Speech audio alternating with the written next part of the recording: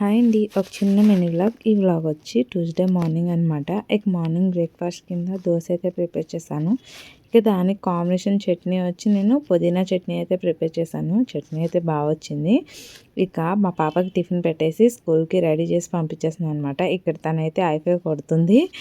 ఐఫై మటుకు కంపల్సరీగా కొట్టేయాలన్నమాట. బాయ్ చెప్పేసి తను స్కూల్కి అయితే వెళ్ళిపోయింది. తను స్కూల్ దించేసి మా వారైతే వచ్చారు. ఇక్కడ మా వారి కోసం దోశలు అయితే వేసేస్తున్నాను. వేడివేడిగా దోశలు వేసుకుంటే చాలా టేస్టీగా ఉండిద్ది కదా. ఆయన కోసం అయితే దోశలు వేసేస్తున్నాను ఇక్కడ విత్ పుదీనా చట్నీ అనమాట.